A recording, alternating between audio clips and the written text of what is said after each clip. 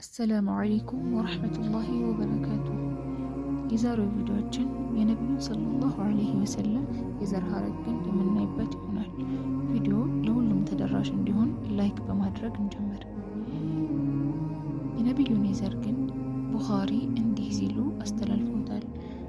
ሙሐመድ ቢን አብዱላህ ቢን አብዱል ሙጠሊብ ቢን ሐሽም ቢን አብድ መናፍ ቢን ቁሰይ ቢን ኪላብ بن مرح بن كعب بن لؤي بن غالب بن فخر بن مالك بن نضر بن كنانة بن خزيمة بن مدريك بن إلياس بن مدر بن نذار بن معاد بن أدنان إسماعيل ابن إبراهيم زرن سلام بالنسو ليورد የአላህ መልእክተኛም ምርጥ ናቸው። ወኢላህ ቢን አስቃዕ እንዳስተላለፉት የአላህ መልእክተኛ እንዲህ ብለዋል።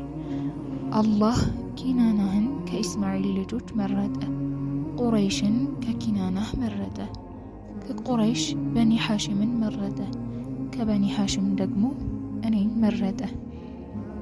ሙስሊም አስተላልፈውታል። አባታቸው አብዱላህ ቢን አብዱል ሙጠሊብ ሲሆኑ የቁረይሽ ቆንጆ ወጣት ነበሩ። እናታቸው አሚናህ ቢንት ወሃብ ቢን አብድ መናፍ ቢን ዙህራህ ቢን ኪላብ ቢን ሙራህ ቢን ከዕብ ቢን ሉአይ ቢን ጋሊብ ናቸው። የአሚና አባትም የበኒ ዙህራህ ጎሳ መሪ ነበሩ። ነቢዩ ሰለላሁ ዐለይሂ ወሰለም ከእናታቸው ጋር ዙህራህ ቢን ኪላብ ጋር የዘር ግንዳቸው ይገናኛል።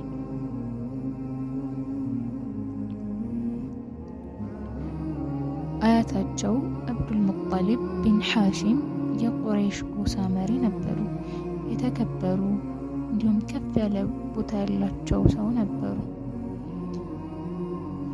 አብዱል ሙጠሊብ ትክክለኛ ስማቸው ሸይበቱል ሐምድ ነው።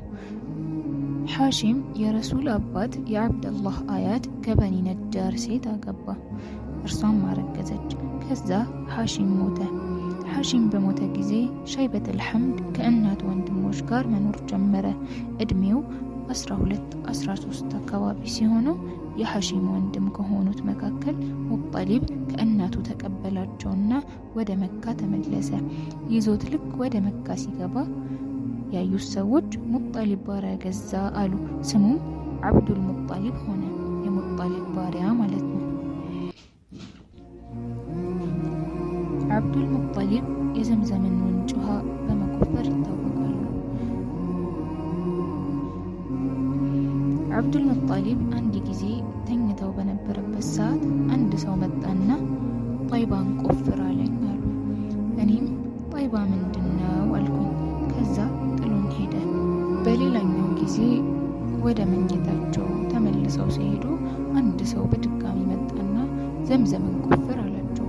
እርሳቸውም ዘምዘም ምንድነው አሉት። እርሱም ውሃ የማትቆም የማትጠፋ በተሸፈነው ቁራ የጉድጓድ ሰፈር ላይ አላቸው። ቦታውን ግልጽ ባደረገላቸው ጊዜ መቆፈሪያ ይዘው በመሄድ የተባለበትን ቦታ እንደተገለጸ ሆኖ አገኙት። በመቆፈሪያ ሲቆፍሩት ዘምዘም ውሃ ወጣው።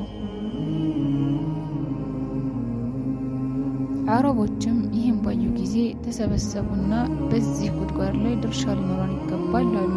አብዱል ሙጠሊብ ይሄ ጉድጓድ የኔ ኃላፊነት ነው በማለት አይሆንም አሏቸው። አረቦቹም በኒ ሰዓድ ሄደን ፍርድ እናግኝ በማለት ሲጠይቋቸው አብዱል ሙጠሊብ ተስማሙ። ከዚያም ከአብዱል ሙጠሊብ 20 ሰው ከነሱ ደግሞ 20 ሰዎች ሆነው በአጠቃላይ 40 በመሆን ጉዟቸውን ጀመሩ።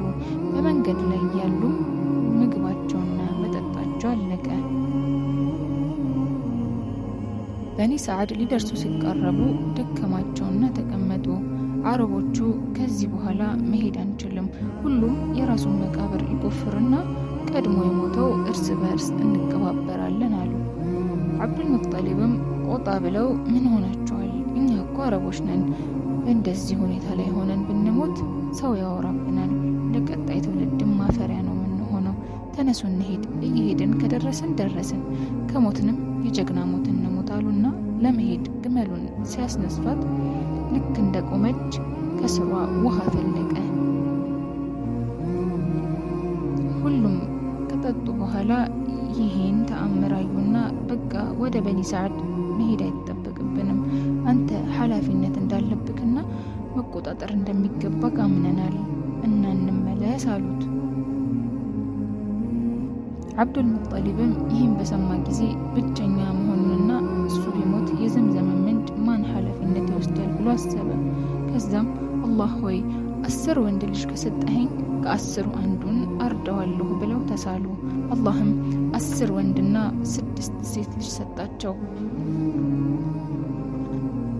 አላህ 10 ልጅ ስለሰጣቸው የገቡትን ስለት ለመፈጸም በልጆቻቸው ላይ እጣ አስጣሉ። እጣውም የመጨረሻና ተወዳጅ በሆነው ልጃቸው በነቢዩ ሰለላሁ ዐለይሂ ወሰለም አባት ላይ ወጣ፣ አብደላህ ላይ ማለት ነው። አብደላህም በጣም ይወዱት ስለነበረ እጣውን ደግሞ ወጡ። በተደጋጋሚ አብደላህ ላይ ወጣ። ከዛም እጣውን በእርሱና በ100 ግመሎች ላይ ያደረጉት። እጣውም ግመሎቹ ላይ ወጣ።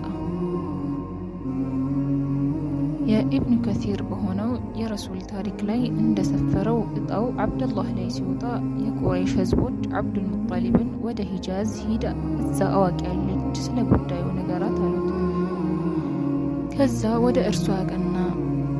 እዛ እንደደረሰም ታሪኩን በሙሉ ነገራት። እሷም ለአብደላህ ምትክ የሚሆን መስዋዕት ምን አዘጋጅተካል ስትለው 10 ግመል አላት።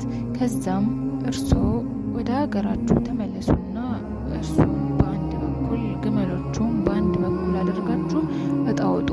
እጣው አብደላህ ላይ የሚወጣ ከሆነ ግመሎቹ ላይ 10 ሌላ ግመል ጨምሩ አለችው። ልክ ግመሉ ላይ እጣው ሲወጣ እጣውን አቁሙ አለች። እጣው 10 ጊዜ ያህል ወጣ። 10ሩም አብደላህ ላይ ወጣ። ይህም ማለት 100 ግመል ነው። ልክ በ11ኛው እጣ ግመሎቹ ላይ ወጣ። ይህ ሁሉም ቻይ የሆነው አምላክ አላህ ሱብሓነሁ ወተዓላ የነቢዩ ሰለላሁ ዐለይሂ ወሰለም አባት አብዱላህን እንዳይታረድ መጠበቁን የሚያሳይ ነው። በቀጣይ ቪዲዮ እስከምንገናኝ ድረስ ወሰላሙ አለይኩም ወረሕመቱላሂ ወበረካቱ። በየሳምንቱ ቪዲዮቻችን እንዲደርሳችሁ ሰብስክራይብ ማድረግና የደወል ምልክቱን መጫን አይዘንጉ።